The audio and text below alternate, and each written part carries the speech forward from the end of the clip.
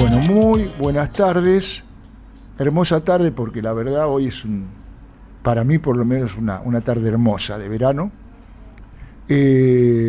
Bueno, como siempre, desde nuestro programa lo que pretendemos es generar herramientas para que ustedes de alguna manera conozcan parte de la historia, conozcan todo lo que es defensa nacional y conozcan también el rol de la comunidad. Nuestro programa se llama Política, Defensa Nacional y Comunidad. Y en el día de hoy, con mi hermano y amigo Gustavo Bredio Beit, vamos a dividir el programa en dos partes. En la primera, bueno, yo ahora le voy a dar el pase a Gustavo para que se presente, salude y que él anuncie al nuestro primer invitado. ¿Te parece bien, Gustavo? Perfecto. Bueno, muy buenas tardes a la audiencia. Nuevamente acá nosotros en Política, Defensa y Comunidad.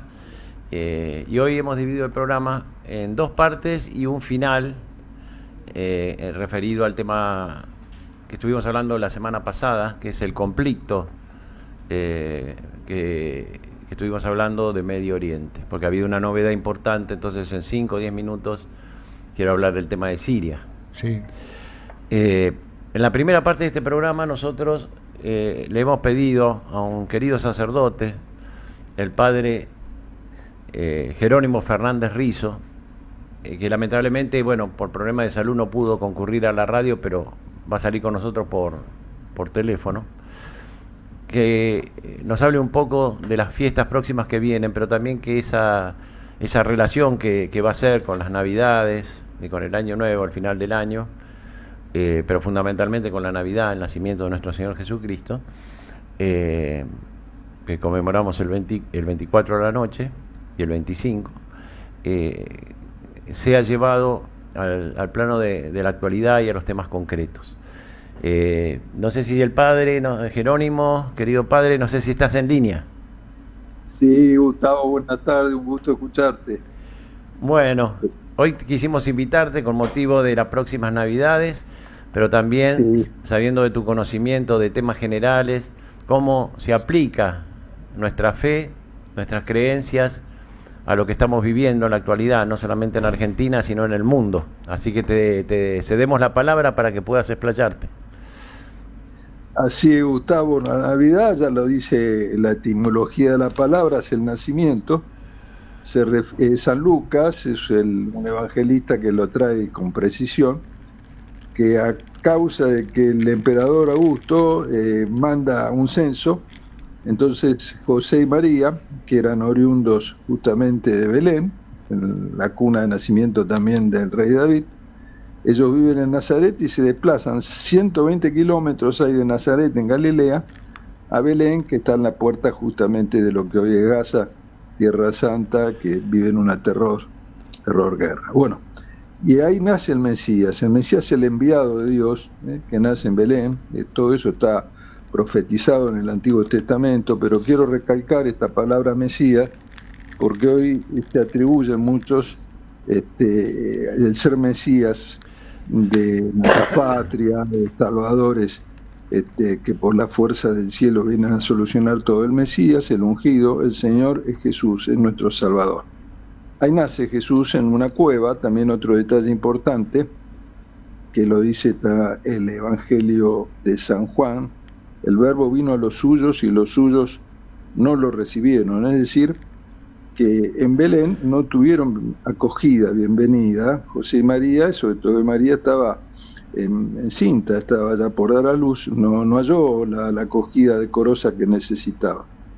Y tuvieron que guarecerse en una cueva de piedra, ahí donde los pastores se refugiaban con sus rebaños. O sea que esto nos habla de que cada uno también en la aplicación concreta de nuestra vida tiene que abrirse a Jesús, al Salvador, que se encarna, que se hace hombre entre los hombres, sin dejar de ser Dios, para elevarnos a la dignidad de Hijo de Dios. Pero cada uno tiene el picaporte del lado de adentro, es decir, ejercemos una libertad recibiendo al Verbo que se hace carne, ese Verbo que se hace carne en Belén y que se actualiza en el aquí y en el hoy de nuestra vida. Y también Otro punto que quiero resaltar, que en Belén, los primeros que reciben el anuncio de la encarnación son los pastores, es decir, hombres de campo, hombres de trabajo, que están a la intemperie, y el ángel les anuncia una gran alegría, una buena noticia: os ha nacido el Salvador, que lo que dije antes, el Mesías.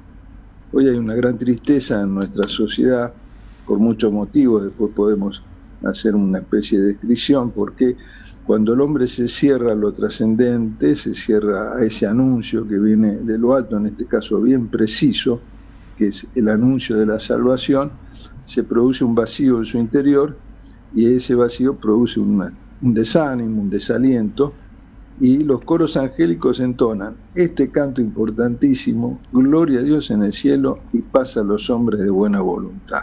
Es decir, tenemos una libertad, hoy la libertad que hay muchos libertarios que la pregonan por todas partes, pero la libertad tiene que estar encuadrada en la verdad, en la bondad.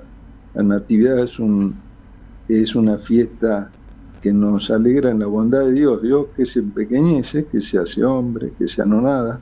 Entonces la libertad implica para cada uno de nosotros elegir entre Jesús y no el Salvador, crecer en la perfección cristiana o en la perfección humana, o flaquear, es decir, nuestra libertad tiene que estar en el servicio al bien, en la justicia, y también en el servicio a ese Jesús que viene a acercarse para darnos la salvación, para liberarnos de todo aquello que nos degrada, que nos envilece en nuestra vida cotidiana. Cada uno sabrá en lo que a cada uno se refiere, que aquello que le impide al Señor vivir por la gracia de Dios en nuestra vida, en nuestra conducta. Bien, entonces imitemos a los pastores, estemos abiertos al mensaje de los ángeles, que habla a Dios a través de nuestra conciencia, nos habla a Dios a través de los amigos, nos habla a Dios a través de esta Navidad, que debemos no estar en una burbuja, por supuesto, de consumo, de pavadas. Es importante la mesa navideña, la mesa de la familia. A veces queda la Navidad reducida a una fiesta, a un acontecimiento gastronómico. Sí, el alimento es necesario, nos nutre, paladeamos, saboreamos, pero sobre todo el compartir en esa mesa familiar el encuentro con el otro, el encuentro con la familia, con el ser querido. No estoy hablando de sensiblería, porque esa es nuestra realidad.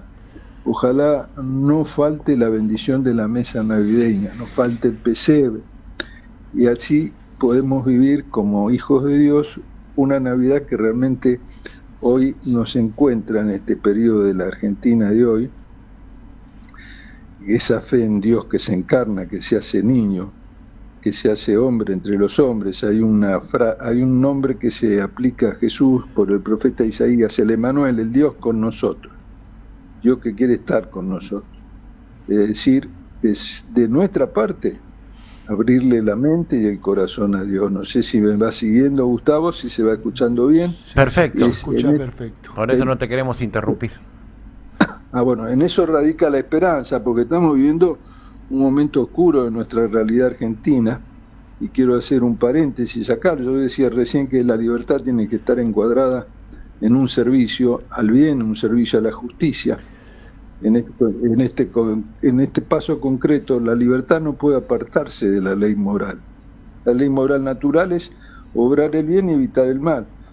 Si no, nos encadenamos a nosotros mismos. Vemos, por ejemplo, a mí me aflige mucho por mi edad, porque soy jubilado, que en nombre de la libertad a los jubilados se les dice que son los viejos meados, y bueno, ahí está como la libertad no significa decir y hacer cualquier cosa. La libertad tiene que estar encuadrada en los valores del orden natural. En este caso, se rompe la fraternidad con los semejantes. Nos rebelamos contra la verdad de Dios cuando la libertad deja de estar encuadrada en el orden natural. Cada uno debe ser responsable. El ser libre no significa el decir y hacer cualquier cosa. Entonces, para nuestra Navidad, que es la fiesta de los niños, porque está el niño Jesús en el centro, en eso está el núcleo de la Navidad, porque Dios que se hace hombre tiene un nombre, Jesús, Dios salva, pero el niño no está solo, está con José María, los padres, y también en esta Navidad muy particular para nosotros los argentinos, también los abuelos, abuelos, padres y niños, es el concepto de la familia que es el núcleo de nuestra sociedad que tenemos que recuperarla para Cristo. Así que ese es el mensaje. Mi amigo Gustavo, una alegría escucharte y que me hayas invitado al programa. Jerónimo, además de lo importantísimo del mensaje, esta Navidad tiene una particularidad. Hay muchísima gente que está sufriendo mucho en el mundo. Nosotros venimos en el programa hablando de los diferentes conflictos, el de Rusia y Ucrania y la OTAN, el de Medio Oriente. Hay muchos otros conflictos más que se desconocen en África y en otros continentes. Mucha gente que sufre. Pero en particular yo quería tu opinión sobre el tema de Medio Oriente, porque la víctima de todo esto que está pasando me da la impresión que van a ser los cristianos, sobre todo en Irak y en Siria, que hay colectividades muy grandes, y en el Líbano. De eso no se habla en ningún medio, nadie dice nada, y a los argentinos nos toca particularmente porque las monjas del Verbo Encarnado y los sacerdotes del Verbo Encarnado justamente se encuentran en su parroquia en Alepo, una, y en Gaza, otra, y han sufrido las consecuencias de estos bombardeos incesantes desde hace un año, más allá de que no tiene nada que ver con Hamas ni nada que ver con la guerrilla sunita o chiita, de acuerdo al país. Pero queríamos una reflexión sobre estos cristianos que están siendo perseguidos y en países que no están en guerra, que son a veces los peores, pero como son aliados de Occidente no se dice nada. Por ejemplo, Arabia Saudita, que es uno de los países que más persigue a los cristianos en el mundo. Así es. Así es, Gustavo, sí, muy bien tú que has puntualizado. Nosotros como argentinos tenemos ahí dos sacerdotes, el padre Gabriel Romanelli, que es del Verbo Encarnado en la parroquia Sagrada Familia de Gaza, con dos religiosas peruanas. Y ahí, bueno, solo el Papa hizo una mención el año pasado. Unos francos tiradores, soldados israelíes, mataron a dos ayudantas de las hermanas de Teresa de Calcuta, ayudantes de cocina. Eso pasó en silencio. Se bombardeó también la iglesia cristiana ortodoxa griega, que era un edificio del siglo IV, y murieron 18 cristianos ahí en esa iglesia.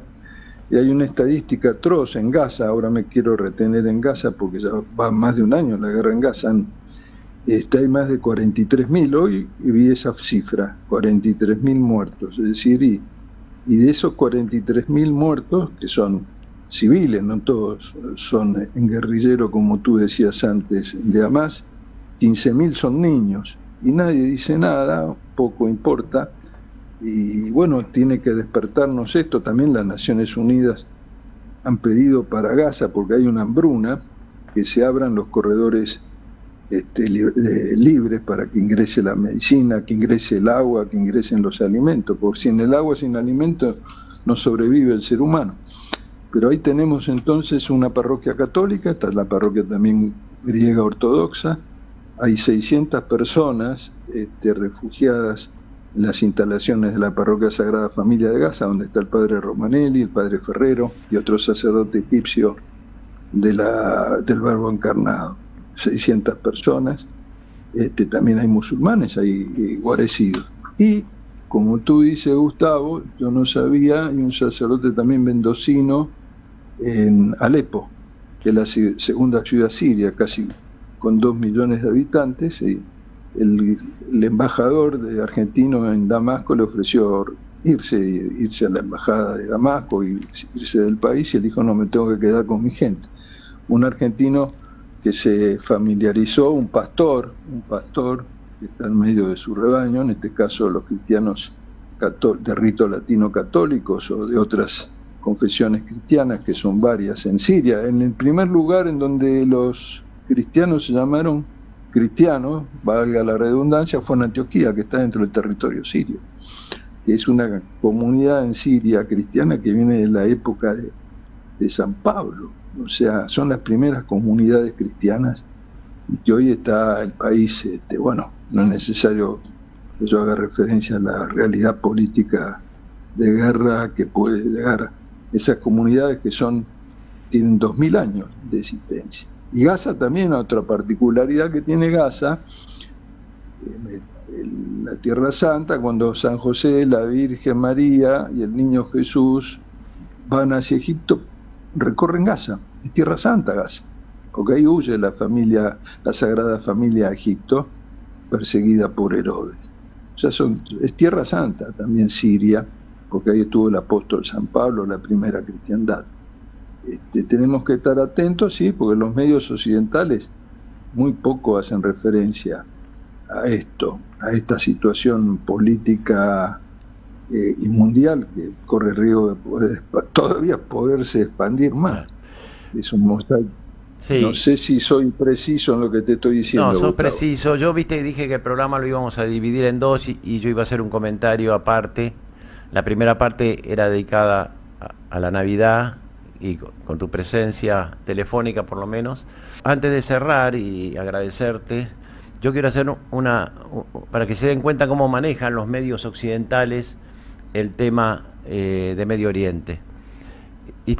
Permanentemente, y lo he leído de nuevo ahora y lo dicen los periodistas, dicen que Hamas responde a Irán. Hamas es enemigo de Irán. Jamás recibió apoyo de Irán. El apoyo a Hamas se lo daba Qatar y por atrás Arabia Saudita. Hezbollah es otra cosa, sí tiene una relación con Irán. Tanto es así que ahora Hamas acaba de sacar un comunicado hoy apoyando a los rebeldes en Siria. Ahora los llaman rebeldes en Siria. Hace unos años los mismos norteamericanos y Europa decían los fundamentalistas de la yihad islámica, los asesinos de Al Qaeda y los asesinos del califato y de ISIS. Bueno, ahora no son más asesinos ni terroristas, ahora son los rebeldes contra la dictadura del presidente de Siria. Con lo cual lo que va a suceder que Siria va a ser desmembrada, porque aprovechando el apoyo que le dieron a estas fuerzas fundamentalistas, que le dio Occidente, fundamentalmente Turquía y Estados Unidos y también Israel, Israel aprovechó la circunstancia y ocupó el norte de Siria. Un poco en el sueño histórico de la gran Israel que va desde el Tigris hasta el Éufrates y que representa casi la mitad de Siria, el sur del Líbano, parte de Irak y parte de Egipto. Por supuesto a toda Palestina, ¿no? Cisjordania y Gaza. Un rabino hace 2 días por los medios israelíes dijo que la caída de Damasco era el punto de inflexión para la recreación del Templo de Jerusalén. La recreación del Templo de Jerusalén indudablemente va a traer un conflicto a nivel regional total, porque sobre la explanada donde estuvo el templo antes de ser destruido hace más de 2000 años, o casi 2000 años, hay 4 mezquitas, muchas de las más importantes del mundo. Por lo tanto, para poder levantar el templo tienen que sacar las mezquitas, con lo cual se va a ampliar el conflicto mundial y el Medio Oriente. Pero te vuelvo a repetir que yo estoy convencido que además hay una finalidad muy grave, que es desterrar el cristianismo de Medio Oriente. Uh-huh. En esta alianza rara entre yihadistas, fundamentalistas musulmanes, israelíes y Estados Unidos y los turcos que sueñan con volver a tener su imperio, el imperio otomano en parte, han pasado cosas rarísimas. Por ejemplo, los turcos apoyando a los yihadistas, pero en combinación con los kurdos, que son enemigos de los turcos. Es decir, sí. Se han puesto todos de acuerdo y yo creo que la finalidad es hacer desaparecer Siria como nación, Damasco, la ciudad más antigua del mundo, y terminar con el cristianismo en todo Medio Oriente, en el Líbano, en Irak, en Siria, y hacerlos desaparecer directamente de Medio Oriente, en este avance que hay de la revolución anticristiana, ¿no? Que hay a nivel mundial, a través de la cultura, a través de los medios de comunicación, de la propaganda y de la descalificación permanente, como vimos hace poco en un programa de televisión, de todo lo sagrado, todo lo que nosotros veneramos. No sé si te enteraste que hubo un pesebre, una vergüenza, donde el hijo de una actriz, un gordo, ahí haciendo de bebé, la Virgen con pechos, todo diabólico, todo diabólico, realmente terrible, y nadie dice nada. Ahora llegás a decir una cosa cualquiera sobre los musulmanes o sobre los judíos y se te viene encima medio mundo. Los cristianos, lamentablemente, hemos cedido, no la violencia, pero por lo menos la respuesta, la denuncia verbalmente de lo que están haciendo con nuestra fe. Totalmente de acuerdo, totalmente de acuerdo. Tenemos que recuperar el sentido de nuestra fe, el sentido de nuestra identidad cristiana y saberla defender ante todas estas blasfemias que tú dices, que no lo vi, pero me enteré de rebote. Sí, sí, ayer pasaron por televisión, había un periodista que estaba indignado, dijo cosas muy graves, Tomás Dente, pero realmente lo puso en los puntos que era, ¿no? Un ataque contra toda nuestra fe, contra toda la religión, con un agravante. Dice que habló con el episcopado y dijo, no, hay que dejarlo pasar, porque si se denuncia es más se hace más... No, hay que denunciar, porque para eso tenemos las leyes de discriminación que la utilizan con cualquier cosa que nosotros podemos decir, pero nosotros no podemos denunciar cuando blasfeman a Dios, o como esa revista que existía Barcelona, que se burlaba de la Virgen María, o Satiricón, todas estas revistas que siempre se han burlado de la fe, de la religión nuestra, ¿no? Y bueno, tenemos que empezar a defender cada uno en su puesto. Te felicito, tú lo haces a través del medio, con el grupo de amigos que tenés esta audición. Yo como sacerdote también lo hago. Y bueno, tratemos que nuestra jerarquía deje la debilidad de la tibieza, y que para eso son obispos, para defender nuestra fe, difundirla y proteger al rebaño, como la Virgen y San José protegieron al niño Dios en la cueva de Belén del frío o de la misma indiferencia. Se le cerraron las puertas de la posada, de la hospedería. María y José defendieron al niño. También es parte nuestra como bautizados defender nuestra fe cristiana, nuestra cultura cristiana en la patria, el cristianismo que nació ya de la época del virreinato. Bueno, todos esos temas vos los harás publicando en las distintas audiciones, pero de nosotros depende la lucha de cada día para que los enemigos de Cristo, que son los enemigos de la patria, yo no vi el programa, pero me imagino, a los musulmanes le tienen miedo porque lo pueden decapitar, se insultan. Si a un judío alguien le dice algo, se viene toda la colectividad encima, y nosotros somos cristianos, la patria nació cristiana y tenemos que defender nuestras raíces. De eso ya depende de nosotros. Exactamente, depende de nosotros. Muy bueno, padre. Mira, antes de pedirte una bendición, quería comentarte, el padre de la patria, general San Martín, tenía un código para el regimiento de granaderos a caballo. Aquel que blasfemara contra Dios, contra la Virgen, cualquier tipo de blasfemia contra la fe, iba a recibir 40 azotes. Y si lo volvía a hacer, con un hierro candente le iba a atravesar la lengua. Ese era el padre de la patria. Así pensaba el general San Martín con respecto a los que insultan y blasfeman contra la fe y la religión. Sé que lo van a cuestionar también, porque van a decir que era un fundamentalista San Martín, porque siempre cuando vos defendés algo vehementemente. Bueno, Jerónimo, te agradezco muchísimo, padre, y te pediría que nos des una bendición con motivo de estas fiestas para nuestra audiencia, para los que nos ayudan a sacar este programa adelante y para nosotros dos. Así es. Bueno, que Dios, sí, bien que José y María en Belén, en esa noche en donde la luz del mundo, que es Jesucristo, camino, verdad y vida, el Emanuel, en Dios con nosotros, lo bendiga a ustedes, que son los que llevan adelante la conducción del programa, y a todos los amables escuchas que están del otro lado del receptor.